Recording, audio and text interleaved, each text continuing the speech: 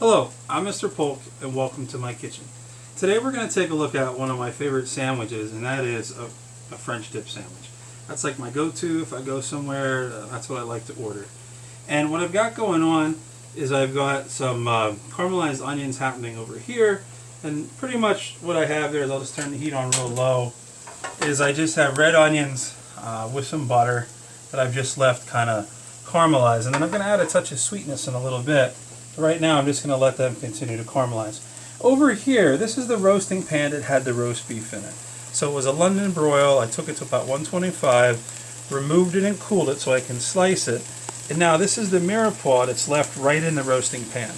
And I have the roasting pan right on top of the burner, okay, medium-ish heat. And this is picking up all of the bits, okay, you can see it's starting to brown. All of the bits from inside the roast that dripped out got collected onto here, because if you remember, I made like a bed and laid the roast beef on top. Now a little trick we're going to do, kind of like when you're making your stock, is I'm going to put a touch of tomato paste in. And when I put the tomato paste in, that's going to help me brown, but I have to be very careful not to let it burn, because the tomato paste will burn very easy. So you're going to put that in with the tomato paste. It's not enough to make it like a tomato sauce or anything. It just adds that dimension of flavor. Okay. And then once I got that looking good, I'm going to throw in my garlic. And this is all going to get strained out anyway for the au jus, so I'm not even worried about chopping it up. Okay.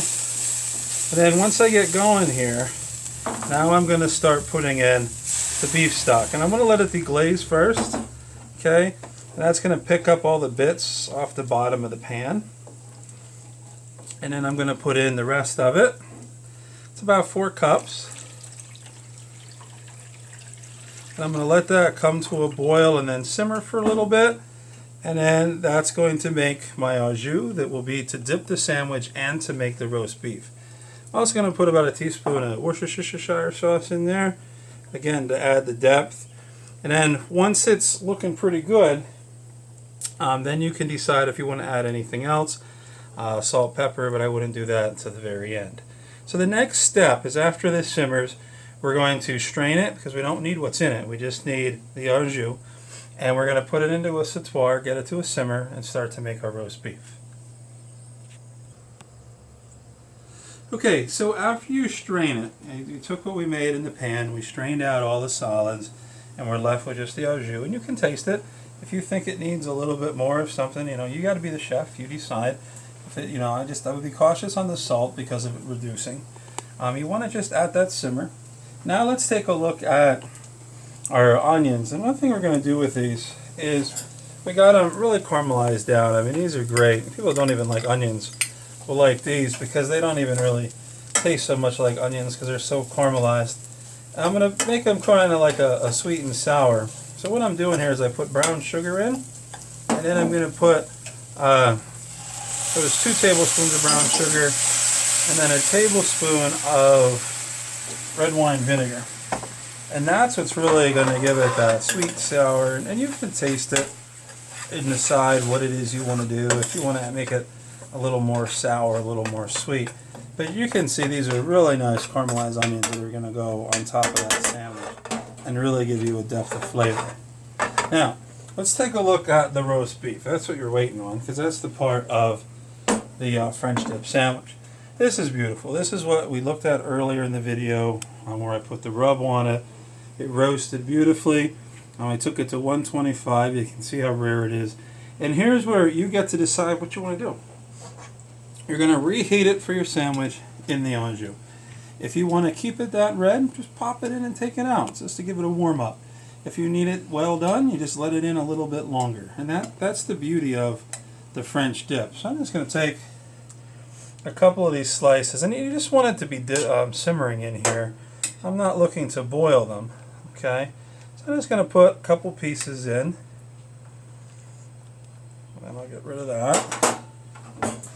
And once they're in there, we can let them go. You might have to, once they go in, you got to return your simmer, so you may have to touch the heat up a little bit. If you still wanted them kind of pink, you know, take them out right away. If you want them cooked through just a little bit, you know, you can do that too. I mean, these are looking really good. I mean, I don't want them to get well. The idea is that a little bit of pinkness on the inside is what is going to help keep them tender. And then the other thing with the sandwich is what really helps this was a London broil. So this is from the round, remember? And what we did is we took that big London broil and I sliced it perpendicular to the grain, like I always say, and did it real thin. And then I just heated them up very quickly in the au jus. Okay? And then the next step is to really just assemble our sandwich. So we're going to start with our rolls. And I like to use a ciabatta roll.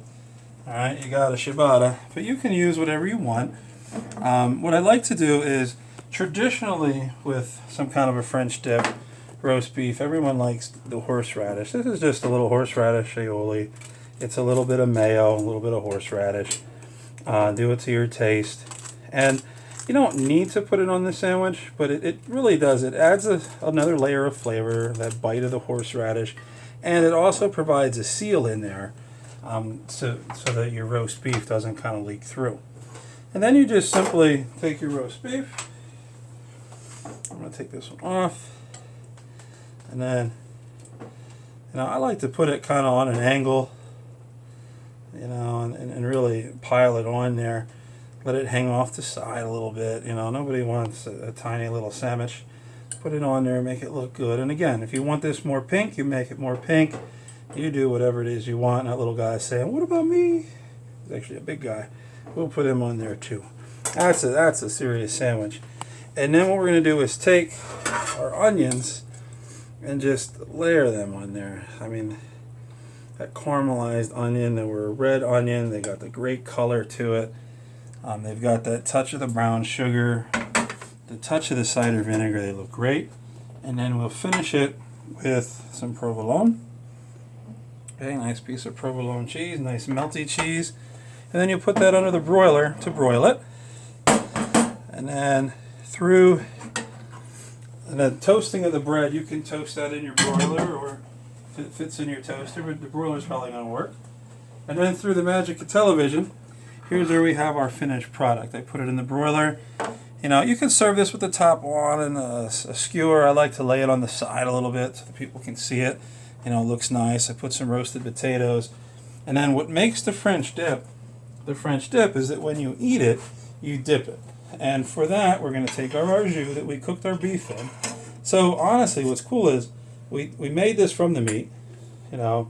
Then we cooked the meat in it, so we're adding even more flavor. And then now we're taking it out and putting it in a small ramekin to serve with the sandwich.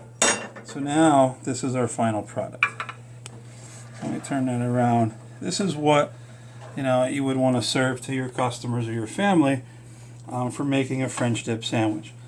It's got the great components there. It's got an au jus that you made the classic way. Now, if you can't do it that way, in school a lot of times we do it where I just have you take a pan, put a couple chunks of beef in, like stewing meat, and just sear it, not caring about the meat, just searing it for the caramelization. And then take that out, deglaze. You know I love my deglaze, and then get the flavors of the carrots, let it all steep. But that's what it is. That got all that flavor in there.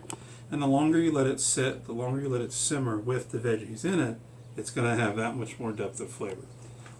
So there you can see, get rid of this guy, there you can see the finished product and what it really takes to put together a really nice roast beef French dip sandwich where you took care of putting a marinade on the meat, roasting it to 125, letting it rest and cool, slicing it when it's cool, making an au jus from the drippings of the meat and from the mirepoix that it roasted on.